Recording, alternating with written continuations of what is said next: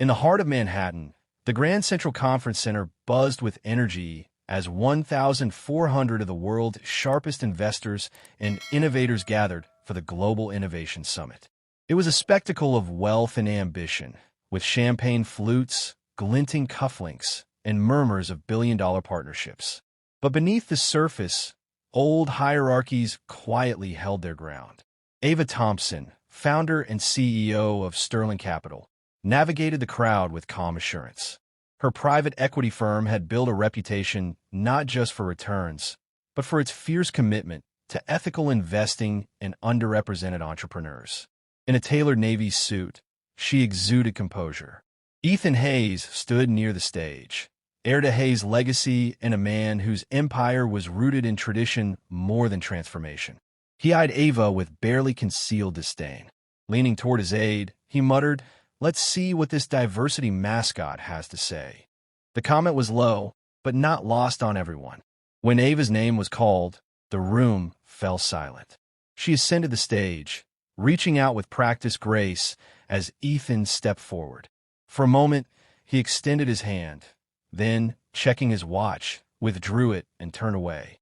Her hand hung suspended in the air, a quiet, deliberate rejection captured by a dozen cameras. Ava held her expression steady. "Thank you for the invitation to share Sterling Capital's vision for inclusive innovation," she began, her voice even. But across the room, murmurs spread. The clip of the snub exploded online. Within hours, #RespectAva trended worldwide. Behind the scenes, Chloe Green, Ava's communications director, pushed the footage across every platform. Public sentiment surged in Sterling's favor. Meanwhile, Ethan's smug dismissal now threatened to unravel decades of his family's legacy. The handshake was no longer a snub, it was a symbol. The next morning, Ava met with her team in the 43rd floor boardroom. Real-time analytics showed a 22% spike in Sterling's brand favorability.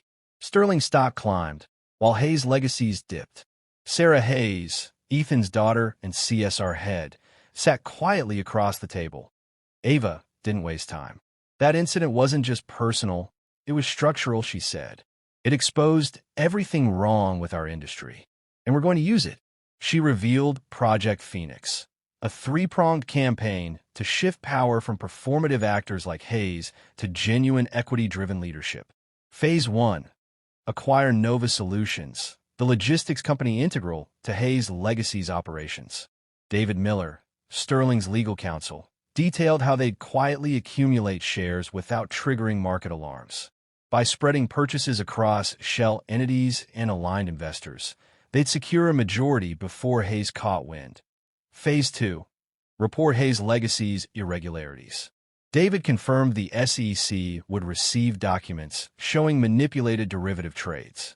The EPA would get parallel filings revealing falsified emissions data.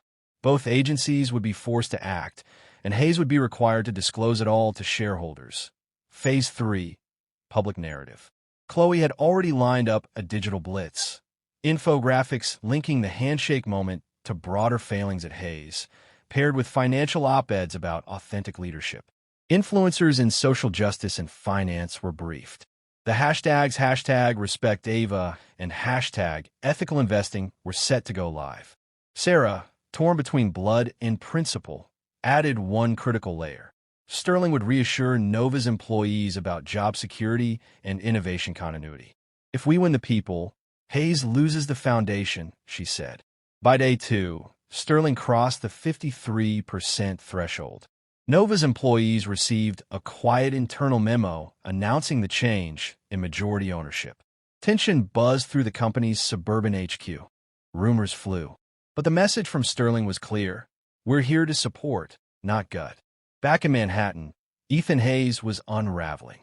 The news of the acquisition hit just as he was preparing damage control for the viral video. Now, Sterling controlled his most vital partner. He barked orders, scheduled emergency board meetings, and demanded answers. But none would come quickly enough. Sarah Hayes watched from her office as headlines stacked up like accusations. Sterling Capital seizes Nova majority. Hayes empire in crisis. Ava Thompson's bold strategy exposes Wall Street's fault lines. At Sterling, Ava's team reviewed the final steps. Whistleblower filings had gone through. Media rollout was set. Chloe's screen showed analytics ticking upward. Everything was aligned. But Ava wasn't celebrating yet. The next 48 hours will determine whether we're just trending or actually transforming the system, she said. She paused. And make no mistake, Ethan won't go quietly. Just then, Chloe's phone buzzed. He's requested a meeting, she said. With me? Ava asked. Chloe nodded. Tomorrow morning. Private. No cameras. Ava stood, her face unreadable. He's scared. David leaned forward. You don't have to go. Yes, Ava said, gathering her notes. I do. He needs to see what power looks like now. That evening, Ethan convened a full board meeting in the grand wood panel boardroom. The room, adorned with portraits of past patriarchs, buzzed with tension as directors took their seats. At Ethan's nod, Sarah stood and played a recording from her secured tablet. Ethan's voice echoed through the room, cold and dismissive. He referred to minority-led initiatives as publicity tokens and Nova Solutions engineers as just good enough. The silence that followed was deafening. Are we to believe Mr. Hayes made these statements during official company business? One director asked. Yes, Sarah replied firmly. Unedited. Ethan claimed the audio was taken out of context from a private call, but legal counsel shook her head. The recording pointed to systemic bias, posing both ethical and legal concerns.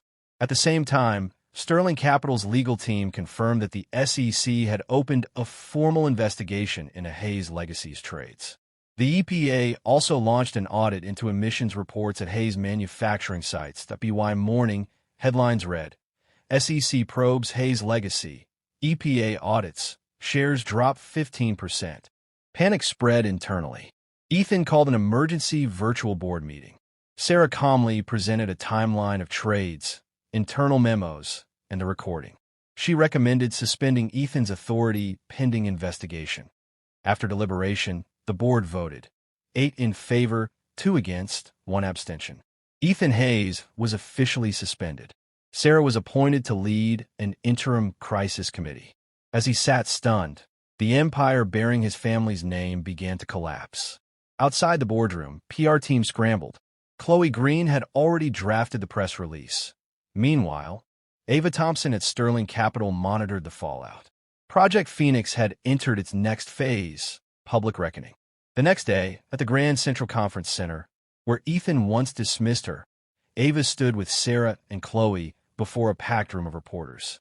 She spoke first. Innovation without integrity is a danger, not a promise. Sarah replayed the recording. Chloe followed with a presentation. Plummeting stock prices, regulatory filings, Ethan's suspension. This is more than one man's mistake, she said. It's a broken system. Behind them, headlines flashed. Insider trading deepens. Sterling acquires Nova Solutions. Ava concluded. The SEC and EPA confirmed major discrepancies. Hayes Legacy claimed sustainability, but no one verified the truth. That ends now. When asked about Nova Solutions, Ava responded, its value lies in its people, not Ethan Hayes. Under new leadership, it will thrive. And when asked about Hayes Legacy's future, that's up to its stakeholders, Ava replied. But we've shown integrity is non-negotiable. This is a new era, and this time the world listened.